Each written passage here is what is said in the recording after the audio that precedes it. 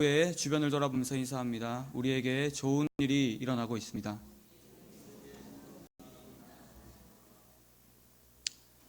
19세기에 프랑스의 소설 작가인 빅토르 위고라는 사람이 쓴 소설이 있습니다. 이 소설은 아주 유명한 소설 가운데 하나인데요. 뮤지컬로 만들어지기도 하고 그리고 영화로도 만들어진 그런 소설입니다. 이 소설의 제목을 혹시 아시는 분이 계실까요? 네, 이 소설의 제목은 바로 들어보셨을지도 모르지만 레미제라블입니다. 레미제라블이라는 불어를 한국어로 번역을 하면요, 불쌍한 사람들 정도로 우리 번역을 할 수가 있는데요. 19세기에 프랑스에 있는 민중들의 비참한 그런 삶을 생동감 있게 그린 소설이 바로 레미제라블입니다. 이 소설은요, 이 민중들의 아주 비참한 삶을 그리는 동시에 프랑스 혁명을 함께 그 배경으로 하고 있습니다. 소설에서 프랑스 혁명을 일으키는 가운데 주요한 그런 민중들의 인물들을 중심으로 총 5부작으로 쓰여진 이 소설은요, 1부작과 그리고 5부작까지 주요한 인물들이 계속해서 등장하고 있는 그런 소설입니다. 이 소설의 1부작에서는 이 소설의 가장 유명한 사람이 등장을 합니다. 그 인물의 이름은 바로 장발장입니다. 다들 잘 아시는 내용일 수 있지만 이 장발장은 찢어지게 가난해서 자신의 누이와 조카들이 굶어서 죽게 되는 그런 상황을 맞이하게 됩니다. 원작에 따르면 장발장은 자신의 가족들이 굶어 죽는 그런 어쩔 수 없는 부득이한 상황 가운데 조카들을 위해 그리고 자신이 사랑하는 누이를 위해 빵집을 찾아가게 됩니다.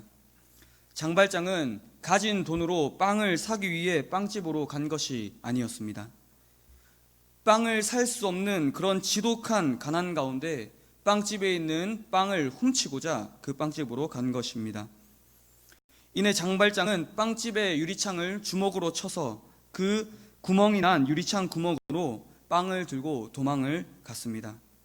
하지만 이 장발장은 이내 곧 잡히고 말았습니다. 장발장은 빵을 훔쳤다는 죄로 인해서 5년이나 되는 구형을 받게 되었습니다. 빵 하나를 훔쳤다는 이유로 5년이라는 구형이 어찌 보면 참 부득이하게 그리고 불합리적으로 느껴질 수 있지만 사실 장발장은 몇 차례 밀렵을 시도했고 법정에서 자신이 가지고 있던 총기가 발견되므로 그 형기가 늘어났습니다. 허나 이 모든 것들은 바로 자신의 누이와 조카들을 먹여 살리기 위한 부득이한 그런 결정이었습니다. 이런 장발장은 5년이라는 감옥 생활을 그대로 기다릴 수가 없었습니다. 장발장은 감옥 안에 있으면서 밖에서 굶어 죽고 있는 조카들과 누이를 생각하며 총 4번의 탈옥 시도를 하게 됩니다. 이 탈옥 시도 가운데 계속해서 잡히니까 구형기간이 늘고 또 늘어서 구형기간은 총 19년으로 늘어나게 되었습니다. 장발장은 부득이한 상황에 자신이 할 수 있는 최선의 선택을 한 것인지도 모릅니다. 이 장발장의 이야기를 들을 때 우리의 마음은 연민의 마음, 그리고 이 장발장이 참으로 안쓰럽다, 불쌍하다 이런 생각을 할 수가 있습니다. 그런데요, 성도 여러분, 이런 부득이한 일이 소설에 등장하는 그런 장발장에게만 일어나는 그런 일입니까? 이런 피치 못할 사정이 소설이나 드라마에만 나오는 것일까요? 그렇지 않습니다. 우리의 삶을 되돌아보면 우리도 부득이하게 어떤 일을 해야만 하는 그런 상황이 오기도 합니다. 특히 우리 예수님을 믿는 하나님의 자녀에게는 말씀을 지켜야 되는데 머리로는 알고 또 우리 마음으로는 하나님 말씀을 지켜야 하는데 머리로 계속해서 하나님 말씀이 떠오르는데 지킬 수 없는 또 지켜지지가 않는 그런 상황들이 있다는 것입니다. 우리 말은 다 하지 않아도 우리 서로 다 공감할 수 있지 않습니까? 하나님의 모든 말씀은 우리 하나님의 자녀로서 마땅히 지켜야 하지만 그 가운데 특별히 더욱 중요한 말씀들이 있습니다. 그것은 바로 10계명의 1에서 4계명의 말씀입니다. 이 1에서 4계명의 말씀이 중요한 이유는요, 1에서 4계명의 말씀을 지킨다면 그 이외의 계명들과 그리고 하나님께서 말씀하신 그 말씀들을 모두 다 지킬 수 있기 때문입니다. 우리 하나님은 10계명의 제1계명과 2계명을 통해서 우상이 아니라 참 신이신 우리 하나님만을 섬기실 것을 말씀하십니다. 그리고 이어지는 3계명에서는 하나님은 하나님의 이름을 망령되게 부르지 말라 이렇게 말씀하십니다. 이것은 단지 하나님의 이름을 망령되게 우리가 소리내어서 부른다는 것에 그런 의미를 가지고 있는 것이 아니라 하나님의 이름을 우리 마음대로 적용하고 우리 생각되는 대로 적용하는 것을 보고 하나님의 이름을 망령되이 부른다 이렇게 말합니다. 이어지는 4계명은 오늘날 우리 성도들이 아주 범하기 쉬운 그런 계명 중에 하나인지도 모릅니다. 안식일을 거룩하게 지키라. 안식일을 기억하여 거룩하게 지키라고 하나님께서는 말씀하고 계십니다. 곧 주일을 거룩하게 지키라는 것입니다. 주일을 거룩하게 하나님 말씀대로 보내라 이런 말씀인데요, 여기에는 한 가지의 전제가 붙는다는 사실이 있습니다. 너무도 간단한 전제인데요, 그것은 바로 우선 주일을 지키는 것입니다. 주일날 우리가 속해 있는 교회로 나와 이 교회 앞에서, 교회 안에서 하나님 앞에 예배를 드리는 것입니다. 이 말씀 가운데 오늘날 살아가는 우리들에게는 부득이하게 이 주일을 지키지 못하는 그런 일들이 일어납니다.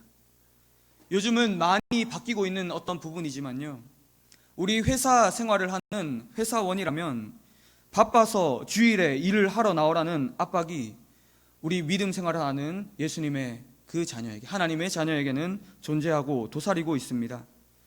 그럴 때에 우리 주일 예배에 어쩔 수 없이 나는 가야 하지만 이거 참 어쩔 수 없다 하면서 빠지는 경우, 그런 경우들 우리 종종 경험하지를 않습니까? 또 오늘날 청년들의 취업이 제대로 이루어지지 않아서 우리 많은 청년들이 고통 가운데 있다는 사실을 익히 아실 것입니다. 그런데 이 청년들이 취업을 하기 위해서 대부분 필수적으로 하는 한 가지의 일이 있는데, 그것은 바로 국가가 공인하는 자격증을 따는 일입니다. 취업에 필요한 이 국가 공인 자격증을 따기 위해 시험을 보는데, 그 시험을 보는 요일이 무슨 요일인지 아십니까? 대부분 일요일입니다. 우리 1년에 몇 차례만 빼놓고서 대부분 일요일, 곧 주일, 하나님 앞에 예배를 드리는 안식일인 주일에 그 시험을 보게 됩니다. 이러한 경우에 부득이하게 주일을 지키지 못하는 경우가 우리에게는 항상 도사리고 있습니다. 우리 삶에서 일어나는 부득이한 상황 때문에 하나님의 말씀을 지키지 못하는 것처럼 오늘 본문 말씀에서도 부득이하게 우리 하나님의 말씀을 거역하는 그런 장면이 나옵니다. 오늘 본문에는 먼저 이스라엘 왕인 사울 왕이 등장합니다. 사울은 이스라엘의 초대 왕으로 세워질 당시에 자신이 왕이 되는 제비에 뽑히자 진보다리에 숨었던 그런 겸손을 가진 사람이었습니다. 사울은 이스라엘의 공식적인 왕이 된 후에 오늘 본문에 이르러 블레셋과의 전쟁을 하게 됩니다. 당시에 이 블레셋은 이스라엘을 괴롭히는 이스라엘의 원수 국가 중에 하나로 끊임없이 이스라엘을 괴롭히는 그런 나라였습니다. 이에 사울은 사울의 아들 요나단을 보내요. 요나단이 게바라는 지역에서 블레셋의 수비대를 먼저 선제 공격을 했습니다. 이로부터 블레셋과의 전쟁이 발발하게 된 것입니다. 당시에 전쟁을 치르는 이스라엘의 군대의 숫자를 살펴보니까 약 3,000명이었다고 오늘 말씀에서 말하고 있습니다. 그러나 문제는 이스라엘과 싸우려고 모여든 블레셋 군대의 숫자가 병거는 3만 대, 마병은 6,000명, 그리고 그 백성은 모래 아래 해변의 모래알과 같이 많았다고 말하고 있습니다. 그리고 이 블레셋 군대는 특히 전쟁에 능했습니다. 전쟁에 능한 블레셋 군대는 이스라엘 군대의 약 10배가 넘는 그런 군사력을 보유하고 있었던 것입니다. 이런 상황 속에서 이스라엘 군대의 그런 기분, 이스라엘 군대가 느끼는 그런 감정은 어땠겠습니까? 바로 두려웠습니다. 두려움을 느낄 수밖에 없었는지도 모릅니다. 이스라엘 군대는 위급함과 또 절박함을 느꼈습니다. 10배가 넘는 군대가 우리나라로 쳐들어온다, 이렇게 한번 생각해 보십시오. 아, 이제 죽는구나, 이제는 끝났다, 이런 생각을 할 수밖에 없지 않습니까? 이처럼 이스라엘 군대는 잔뜩 두려움을 가지고 숨기 시작했습니다. 그런데요, 엎친 데 덮친 격이랄까요? 상황이 더욱 긴박해진 것은 이스라엘의 선지자인 사무엘이 이 전쟁터 가운데 오지를 않는 것입니다. 전쟁을 하는데 장군이 아니라 왜 선지자가 와야 됐냐, 이렇게 의문을 가질 수가 있는데요. 바로 이 사무엘은 전쟁을 하기 전에 자신을 일주일 동안 기다릴 것을 사울에게 지시한 것입니다. 전쟁은 하나님께 속한 것이기 때문에 하나님 앞에 번제를 먼저 드린 후에 이 군대와 함께 우리 전쟁을 시작해야 되는 것이었습니다. 사무엘이 약속한 일주일이 지났어도 이스라엘 군대가 가운데 오지 않았다는 것은 아주 의미심장한 그런 말입니다. 그 이유는 무엇이냐 하면 성경에 아주 여러 가지 숫자들이 나오는데요, 7이라는 숫자, 7이라는 숫자는 완전수이기 때문입니다. 사울은 사무엘을 완전하게 기다린 것입니다. 이에 이스라엘 왕 사울은 특단의 조치를 취하게 됩니다. 두려워서 떨고 숨으며 계속해서 피하고 있는 이 이스라엘 군대의 해체를 막기 위해 부득이하게 자신이 직접 번제를 드리기로 한 것입니다. 성도 여러분, 여기에서 이렇게 우리는 한번 생각해 볼 수가 있습니다.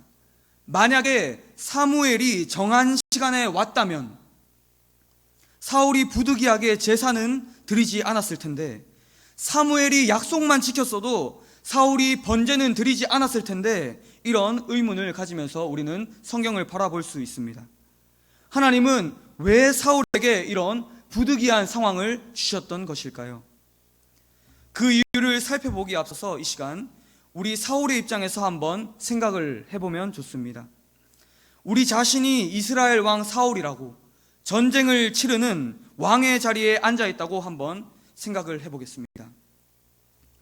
이런 부득이한 상황 속에서 완전히 기다렸는데도 오지 않는 사무엘과 블레셋 군인들의 이런 위협 속에서 숨고 있는 군인들을 바라보며 사울은 왕으로서 아주 당연한 그런 결정을 한 것인지도 모릅니다.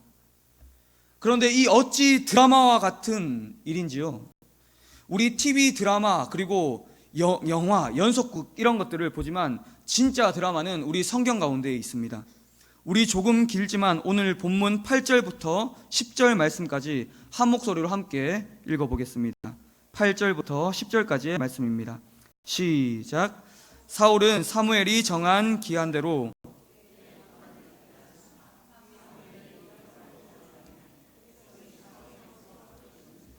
사울이 이르되 번제와 화목제물을 이리로 가져오라 하여 번제를 드렸더니 번제 드리기를 마치자 사울이 나가 맞으며 무난하매. 사울이 번제 드리기를 마치자마자 바로 그곳에 사무엘이 온 것입니다. 이 광경을 본 사무엘은 사울에게 왕이 행한 것이 무엇이냐? 왕이 행한 것이 대체 무엇이냐? 이렇게 물었습니다. 우리가 생각을 해보면 사울은 사울 나름대로의 그런 이유가 있지 않습니까? 사울은 이에 사무엘 앞에 백성은 내게서 흩어지고 사무엘 당신은 정한 날에 오지 않고 또 블레셋 사람들이 치러 내려오기에 부득이하게 번제를 드렸습니다. 이렇게 말한 것입니다. 이해가 되지 않습니까? 이렇게 부득이한 상황 가운데 어찌 보면 사울이 아주 잘 대처를 한 것인지도 모릅니다. 우리 군 생활을 하다 보면요, 선조치 후 보고라는 것을 배우게 됩니다. 이 선조치 후 보고라는 것은 무엇이냐 하면, 어떤 위급한 상황이 우리 군인 그리고 초소를 지키고 있는 군인에게 나타났을 때 그 위급한 상황을 먼저 조치를 취하고 그리고 상관에게 그 후에 보고를 하는 그런 체계를 보고 선조치 후 보고라고 말합니다. 위급하면 먼저 조치를 취하고 그 다음에 보고하는 것이 마땅한 일이지 않습니까? 이처럼 사울은 왕으로서 선조치를 아주 잘한 것인지도 모릅니다. 그런데 이 선조치를 한 사울에게 사무엘은 이렇게 말합니다.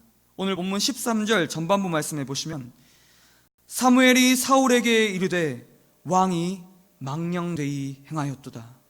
그리고 14절 말씀에서 사무엘은 사울에게 왕의 나라가 길지 못할 것이라고 그렇게 못을 박습니다. 사울은 사무엘에게 책망을 받은 것입니다. 사무엘이 사울에게 한 책망의 내용을 보았을 때 어찌 보면 너무 심하게 그렇게 느껴지는지도 모릅니다. 사울이 번제를 드린 그 사실 하나 때문에, 번제를 드렸다는 그 사실 하나 때문에 사무엘은 하나님께서 사울의 왕위가 길지 않게 하실 뿐더러 다른 지도자를 세우실 것을 말하기 때문입니다. 우리가 이 의문을 해결하기 위해서는 오늘 본문 말씀에서 과연 하나님께서 어떻게 말씀하고 계시는지, 또 그리고 성경 속에서 이런 부득이한 상황을 만나는 그런 사람들이 어떤 방식으로, 어떤 방법으로 대처를 했는지를 살펴볼 필요가 있습니다. 먼저 오늘 본문 말씀 가운데 이 부득이한 상황 속에서 번제를 드린 사울에게 사무엘이 한 말을 우리는 주목해야만 합니다. 우리 본문 13절 14절 말씀 방금 보았지만 그 전체의 말씀을 한번 보겠습니다. 13절 말씀에 보시면요, 사무엘이 사울에게 이르되 왕이 망령되이 행하였도다. 왕의 하나님 여호와께서 왕에게 내리신 명령을 지키지 아니하였도다. 그리고 14절에 넘어가서 지금은 왕의 나라가 길지 못할 것이라 여호와께서 왕에게 명령하신 바를 왕이 지키지 아니하였으므로, 이렇게 사무엘은 말하고 있습니다. 우리 읽은 말씀 가운데 우리 대부분의 성도님들께서 눈치를 채시고 또 깨달으셨을 것이라고 그렇게 생각합니다. 이스라엘 군대의 해체를 막고 그리고 전쟁을 위해 왕으로서 부득이하게 하나님 앞에 번제를 드린 이 사울에게 사무엘은 13절에서 말하고 있는 것처럼 왕의 하나님의 명령, 여호와께서 왕에게 내리신 그 명령을 지키지 아니하였도다, 이렇게 말하고 14절에서 한 번 더 여호와께서 왕에게 명령하신 바를 왕이 지키지 아니하였다고 말하고 있습니다. 사울이 부득이하여 번제를 드린 그 사실 때문에 이렇게 책망을 받게 된 것입니다. 그런데요, 성도 여러분, 사울이 부득이하게 하나님 앞에 번제를 드린 것은 단순히 이스라엘 군대의 해체를 막아서 전쟁에서 승리하기 위한 그런 선조치, 그런 아주 잘한 그런 행동이 아닙니다. 부득이한 상황 속에서 번제를 드린 그것은 사울을 왕으로 세우신 하나님의 명령을 지키지 않은 심각한 죄인 것입니다. 사울은 부득이한 상황이라는 이유로 하나님의 명령을 지키지 않았던 것입니다. 사울은 자신이 전쟁에서 승리하는 일보다 만약에 전쟁에서 패하였을지라도 하나님의 명령을 지키는 그 일이 더 중요하다는 사실을 깨닫지 못했습니다. 오늘 본문에 등장하는 사울과는 다르게 성경에는 자신의 생명이 위협을 받는 그런 순간에도 하나님의 말씀을 붙든 그런 사람들이 있습니다.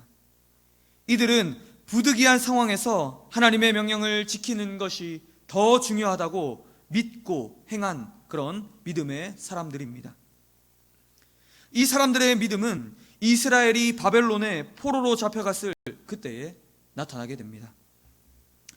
바벨론의 왕 느부갓네살은 높이가 60규빗이나 되는 금 신상을 만들었습니다. 우리가 알기 쉬운 수치로 약 30m가 넘는 그런 높이의 금 신상을 세운 것입니다. 조금 더 알기 쉽게 우리 아파트를 보시면은 10층 이상의 높이가 된다고 보시면 됩니다. 느부갓네살 왕은 나라의 총독과 수령들 그리고 모든 관원들을 불러놓고 이렇게 말했습니다. 나팔 소리, 피리 소리, 수금들의 여러 악기 소리를 울릴 때에 이 신상의 모든 사람은 절을 하라. 반드시 절을 해야만 한다. 이렇게 명령을 한 것입니다. 이에 따라 모든 사람들은 악기 소리가 울릴 그때에 이 금신상 앞에 절을 해야만 했습니다. 만약에 악기 소리를 듣고도 이 악기 소리가 울린다는 것을 알고도 이 신상 앞에 절을 하지 않는다면 그들은 왕의 명령에 의해 죽임을 당할 수밖에 없었던 것입니다. 특별히 이 왕은, 느부갓네살 왕은 이 사람들을 죽일 그때에 바로 풀무불 속에 그 거역하는 사람들을 던지라고 말했습니다. 이 풀무가 무엇인지 다들 아시지요? 바로 철을 녹이기 위한 그런 도구가 풀무입니다. 철이 녹는 온도는 약 1500도 이상인데 우리 100도의 끓는 물에 손을 잘못 대어도 화상을 입지 않습니까? 사람이 도무지 살 수가 없는 그런 온도의 불이 바로 풀무불입니다. 금신상에게 절을 하지 않는다면 이 풀무불 가운데 죽을 수밖에 없는 것입니다. 그러나 이런 부득이한 상황 가운데에서도 금신상에 절을 하지 않은 사람들이 있습니다. 그들은 바로 다니엘의 세 친구라고 알려진 사드락과 메삭과 아벳느고입니다. 이들은 생명의 위협 가운데 오히려 담대하게 이렇게 고백하고 있습니다. 다니엘서 3장 17절 18절 말씀에 왕이여 우리가 섬기는 하나님이 계신다면 우리를 맹렬히 타는 풀무불 가운데서 능히 건져내시겠고 왕의 손에서도 건져내시리이다. 그렇게 하지 아니하실지라도 왕이여 우리가 왕의 신들을 섬기지도 아니하고 왕이 세우신 금신상에게 절하지도 아니할 줄을 아옵소서. 아멘.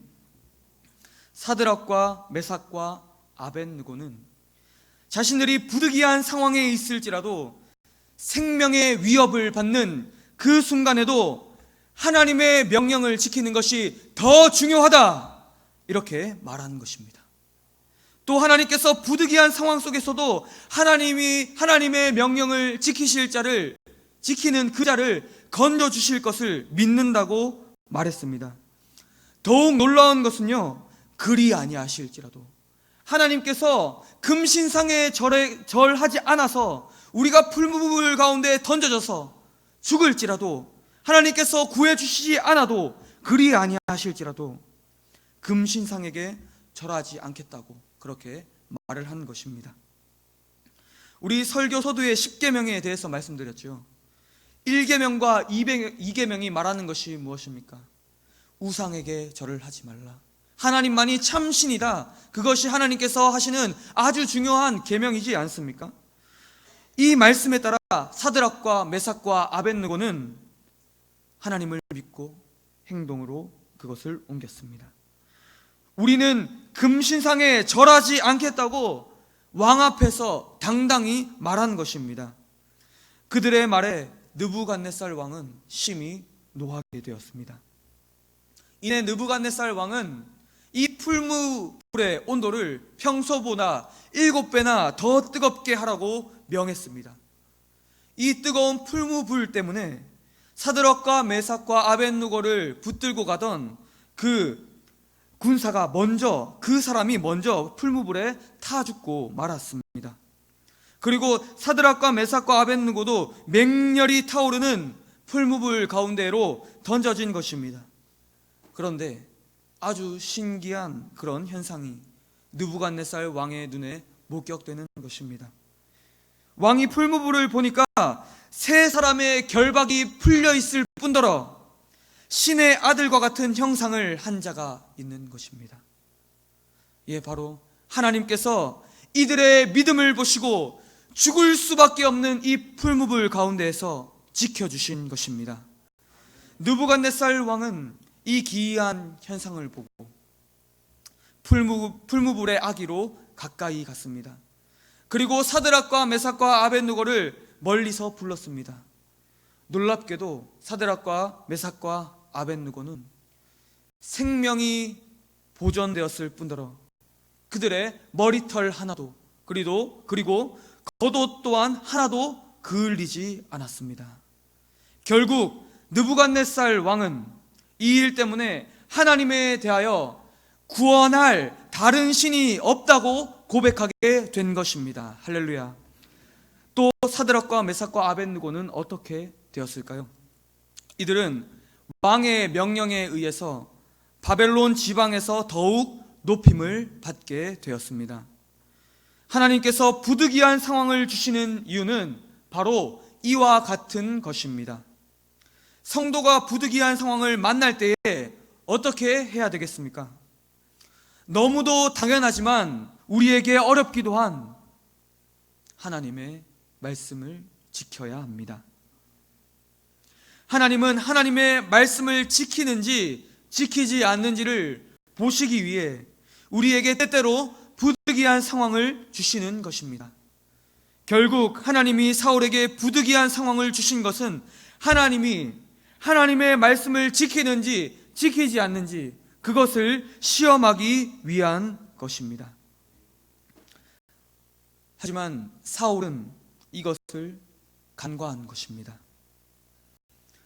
사드락과 메삭과 아벳느고는 이에 반해 자신의 생명이 위협을 받는 그 상황 가운데에서도 사울과 다르게 하나님의 명령을, 하나님의 말씀을 굳게 믿고 지켰습니다. 이들은 하나님의 명령을 지킴으로 하나님을 제대로 알지 못하는 이방 왕인 느부갓네살이 하나님을 인정하게 되는 그런 믿음의 행위를 한 것입니다. 성도가 하나님의 명령을 지키는 것은 이처럼 중요한 것입니다. 성도가 하나님의 명령을 지킴으로 세상이 하나님의 이름을 인정하게 되는 것입니다. 또 부득이한 상황 가운데 하나님의 명령을 지킴으로 하나님이 주시는 세상에서는 줄 수 없는, 세상과는 차원이 다른 그런 복을 받게 되는 것입니다. 사랑하는 성도 여러분, 우리는 오늘날을 살아가다 보면 하나님의 말씀을 지키지 못하는 그런 부득이한 일들, 이런 어쩔 수 없는 일들이 우리 삶 가운데 도사리고 있습니다. 이런 부득이한 일 자체가 우리 삶에 일어나지 않는다면 얼마나 좋겠습니까마는 하나님은 부득이한 환경을 우리 삶 가운데 허락하십니다. 왜 이런 상황을 주시는지 오늘 말씀을 통해 다들 깨달으셨을 것을 믿습니다. 하나님은 부득이한 상황 속에서 하나님의 자녀에게 기대하는 것이 있습니다. 그것은 사울처럼 하나님의 명령보다 현실적인 것을 생각하고 또 현실적인 것을 계산하고 자신의 생각을 추구하는 것이 아니라 하나님의 명령을 따르지 않고 현실과 타협하는 것이 아니라 사드락과 메삭과 아벳느고처럼 하나님의 명령을 지키는 일입니다. 부득이한 상황 가운데 하나님의 명령을 지키는 자로 인하여 하나님의 이름은 세상 가운데 나타나게 됩니다. 하나님은 이로 말미암아 온 세상 가운데 높임을 받으신다는 것입니다. 더 나아가 부득이한 상황 속에서도 하나님의 명령을 지키는 자에게 피할 길을 내시는 좋으신 하나님이십니다. 성도 여러분, 우리에게 부득이한 상황이 올 때 이제 어떻게 행동하시겠습니까? 이미 지난 그런 일들은 우리가 어쩔 수가 없습니다. 또 그런 부득이한 상황이 우리 삶 가운데 찾아온다면 어떻게 판단하시겠습니까? 사울처럼 하나님의 명령을 알면서도 간과하시겠습니까? 사울의 최후를 생각하시기 바랍니다. 사울도 처음 왕으로 세워질 때는 겸손한 그런 사람이었지만 이런 결정적인 순간에 하나님의 명령을, 하나님의 말씀을 범함으로 인해서 하나님 앞에 버림을 받게 된 것입니다. 그러나 사드락과 메삭과 아벳느고는 하나님의 명령을 지킴으로 하나님의 복을 받게 되었습니다. 성도 여러분, 진실로 하나님의 이름을 받들어 부탁을 드립니다. 우리 삶 가운데 부득이한 그 상황이 올 때 먼저 우리 하나님의 말씀을 기억하시기를 바랍니다. 하나님의 말씀을, 우리에게 주신 그 하나님의 말씀을 기억하시고 머리로만 기억하는 것에서 그치지 않고 그 말씀을 우리의 삶의 행위로 드러내시는 그런 믿음이 되시기를 바랍니다. 그렇게 행동할 때에 우리 하나님의 이름은 온 열방 가운데 나타나게 됩니다. 하나님의 이름은 우리의 삶을 통해서 이 땅 가운데 선포되는 것입니다. 그렇기 때문에 우리의 삶의 행실은 너무도 중요한 것입니다. 부득이한 상황이 올 그때에 하나님의 명령을 기억하시고 하나님의 말씀을 지키심으로 우리 삶을 통해서 하나님이 나타나시고 하나님께서 주시는 세상이 줄 수 없는 그 복이 우리 삶 가운데 충만히 임하시기를 주님의 이름으로 간절히 축복합니다. 우리 시간